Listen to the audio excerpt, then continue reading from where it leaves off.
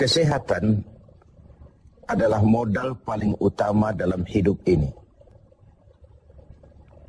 Kita hanya bisa beraktivitas, melakukan berbagai kegiatan dalam hidup ini hanya oleh karena kita memiliki sesuatu yang bernama sehat.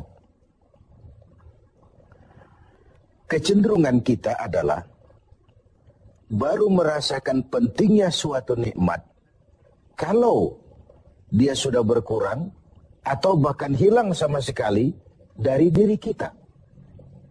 Kita baru merasakan pentingnya gigi kalau sedang sakit gigi. Kita baru merasakan pentingnya telinga kalau sudah tuli. Kita baru merasakan nikmatnya, benar-benar nikmat mata kalau sudah diserang penyakit buta. Sepanjang dia ada, normal, kita kadang-kadang kurang menjaga dan memeliharanya. Padahal Al-Quran telah mengingatkan kita, la in syakartum la azidannakum wa la in kafartum inna azabi lasyadid. Kalau kamu pandai bersyukur dalam artian menjaga nikmat, menjaga karunia yang diberikan Allah kepadamu, aku akan tambah nikmat itu kepadamu. Tapi kalau kamu ingkar, kamu tidak pandai bersyukur, kamu tidak pandai menjaga dan memelihara nikmat itu, awas, azabku itu akan pedih adanya. Begitulah. Kesehatan ini menjadi modal utama. Kita melaksanakan puasa, selesai itu kita berangkat ke masjid, melaksanakan sholat tarawih, kemudian tadarus Al-Quran, bahkan ibadah haji, jihad sekalipun, hanya mungkin kita laksanakan kalau kita mempunyai sesuatu yang bernama sehat.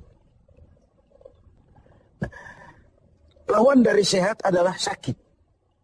Kita manusia terdiri dari dua elemen pokok, jasmani dan rohani. Kadang kita kehilangan keseimbangan. Berpayah-payah kita mengurus rohani. Berpayah-payah kita mengurus jasmani maksud saya. Satu hari 3 kali kita mandikan jasmani kita. Kita berikan pakaian yang bagus-bagus. Parfum yang wangi-wangi. Pakaian yang aksesoris yang mahal-mahal. Untuk keindahan jasmani. Pernahkah kita berpikir seperti itu untuk menambah keindahan rohani kita? Kita hiasi dengan sifat-sifat yang baik, dengan sabar, dengan ikhlas, dengan tawadhu, dengan tasamuh, lapang dada, dan sebagainya. Begitu juga kalau kita bicara penyakit. Kita sibuk kalau diserang penyakit jasmani. Tetapi sesibuk itukah kalau rohani kita yang diserang penyakit? Al-Imam Al-Ghazali membagi penyakit itu dalam 2 macam. Pertama penyakit zahir dan yang kedua penyakit batin, penyakit rohani. Apa perbedaan dari kedua penyakit ini? Yang pertama, penyakit zahir banyak dokternya. Apalagi di zaman spesialisasi sekarang ini, tinggal cari saja dokter ahlinya. Penyakit jantung ada dokternya, liver ada dokternya, paru-paru ada dokternya, ginjal ada dokternya, kulit ada dokternya. Penyakit zahir banyak sekali dokternya. Tapi penyakit batin, dokternya hanya agama dan kemauan yang kuat dari orang yang punya penyakit itu untuk mengobati diri. Sulit cari dokter yang bisa mengobati penyakit sombong, cari dokter yang bisa mengobati penyakit kikir, cari dokter yang bisa mengobati penyakit angkuh, sombong, bakhil. Agama dan kemauan yang kuat dari orang yang dihinggapi penyakit itu untuk memperbaiki diri. Melalui riyadhah, latihan, dan latihan. Yang kedua kata Al-Ghazali, perbedaannya, ini aneh. Penyakit zahir yang empunya penyakit lebih tahu dari orang lain. Sedangkan penyakit batin sering orang lain lebih tahu dari yang punya. Ini aneh. Kita punya penyakit jantung. Kita tahu itu penyakit kita dan itu penyakit zahir. Teman kita nggak tahu. Datang-datang main kagetin aja. Woi, kelepek kita. Kita yang punya penyakit tahu. Orang lain nggak tahu. Tapi kalau penyakit batin ini aneh. Orang lain sering lebih tahu dari yang punya. Kalau kita sombong, kita sering tidak merasa, kita anggap sikap kita wajar saja. Kalau kita diserang penyakit pelit, kita tidak merasa, kita anggap wajar saja. Kalau kita diserang penyakit hasud, kita anggap wajar saja. Orang lain yang tahu. Karena itu sahabat Umar bin Khattab radhiyallahu an kerap kali kalau berkumpul dengan sahabat sering kali bertanya, kau lihat saya sombong apa tidak? Kau lihat saya pelit apa tidak? Kau lihat pada tingkah laku saya ada tanda-tanda kekafiran atau tidak? Kalau orang lain memberitahu itu kepada beliau, bukan main senangnya hati beliau. Tidak jarang yang memberitahu itu diberikan hadiah oleh beliau. Ini bedanya kita dengan Sayyidina Umar. Kita diberitahu orang marah bukan main. Kenapa gue lo urusin? Diri lo aja beresin. Jangankan kita mau bertanya, melakukan introspeksi tentang kekurangan-kekurangan kita. Diberitahu orang pun kadang-kadang kita salah terima. Inilah penyakit batin itu. Dan yang ketiga, ini yang paling dahsyat. Sehebat-hebatnya penyakit zahir, penyakit jasmani, dia hanya merusak dunia. Paling-paling mati gitu saja. Tapi penyakit batin, penyakit rohani kalau diserang, merusak dunia, menghancurkan akhirat. Kita diserang kanker, mati, resiko dunia saja. Kena ginjal, mati. Paru-paru, mati. Darah tinggi, mati. Tapi tidak berakibat akhirat.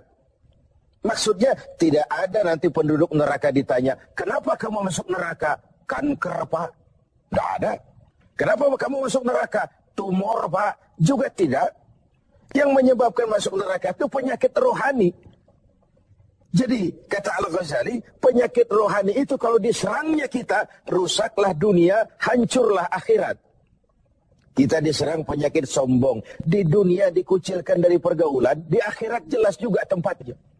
Kita diserang penyakit kikir bin pelit. Di dunia siapa yang mau bergaul dengan orang pelit? Walaupun kita sendiri kadang-kadang pelit. Tapi di akhirat juga tempatnya jelas. Hasud, iri hati, menggerogoti amal sendiri. Di dunia kita sulit hidup karena senang lihat orang susah atau susah lihat orang senang. Itu kan tandanya hasud, iri, dengki.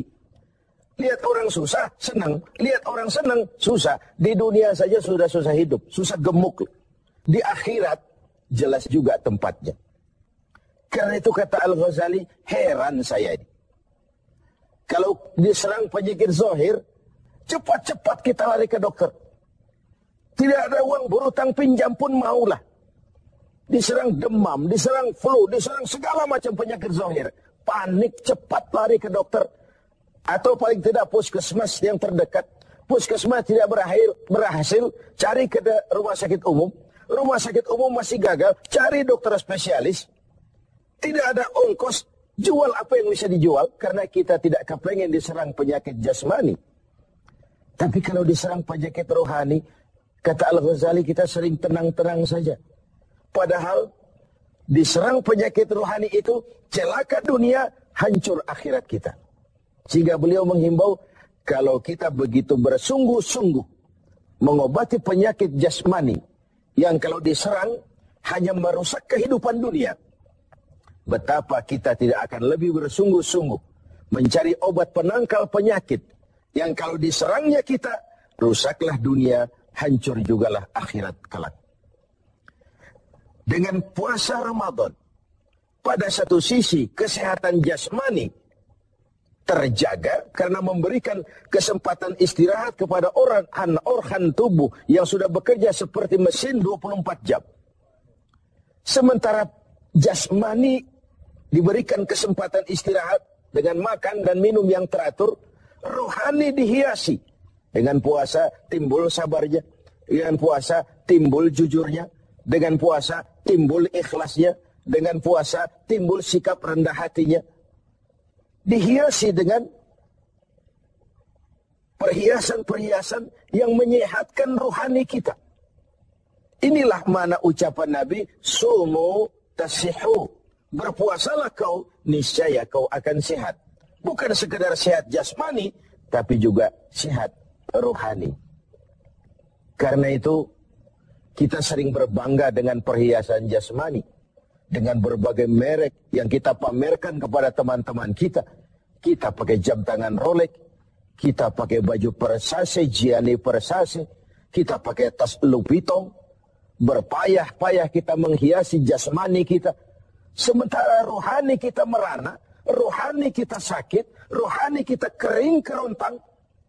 Kita nyaris tidak pernah memberikan perhatian. Inilah Ramadan. Nuansa di mana kita menumbuhkan keseimbangan antara pertumbuhan jasmani kita dengan kesehatan rohani kita. Kalau sehatlah jasmani dan sehatlah rohani, maka terciptalah keseimbangan, keindahan jasmani yang berpadu dengan keindahan rohani. Itulah bentuk yang kita dambakan dalam menjalani kehidupan ini. Semoga puasa yang kita laksanakan mengantarkan kita ke arah tumbuhnya kesehatan jasmani dan lebih-lebih lagi kesehatan